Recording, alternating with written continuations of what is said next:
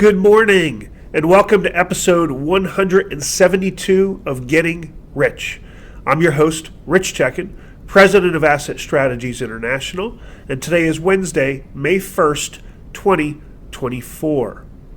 Well, today the Fed concludes their two-day May FOMC, or Federal Open Market Committee meeting. Everybody's waiting to hear their guidance on whether or not interest rates will be raised, lowered, or left the same.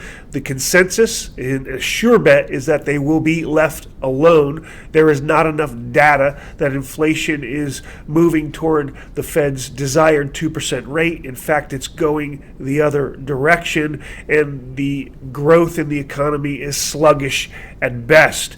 Everybody's expecting interest rates to stay the same. They're also expecting a hawkish tone from Fed Chairman Jerome Powell in his comments afterward, and as a result, the markets are reacting. We've seen a pull-off both in stocks or equities, and we've seen a pull-off in precious metals in anticipation of that hawkish message. Things are starting to look a lot more like the 1970s.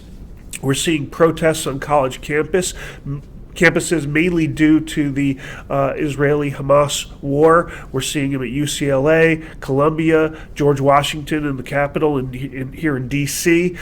So that continues, and we're seeing signs of stagflation. So persistent and rising inflation along with a sluggish growth in our economy. That is not a good recipe for success, and like I said, the markets are reacting to it. So let's take a look at those numbers. Gold is down 1% on the week to $2,293.50 an ounce. Last week it was $2,316.80. Silver's down 2.3% to $26.56. It stood $27.18 a week ago.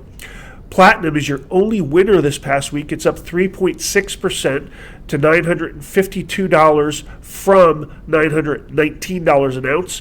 And palladium has gone the other direction, down 7.6% to $963, just $11 premium to platinum right now. It was $1,042 an ounce last week. With gold falling slower than silver, your gold-silver ratio, or the number of ounces of silver it takes to buy an ounce of gold, has increased to 86.64 this week. It stood at 85.52 last week, and your dollar is flexing a little bit of muscle. It's up to 106.30 on the index. Last week it was 105.86. Folks, the fire sale on precious metals, specifically gold and silver, continues.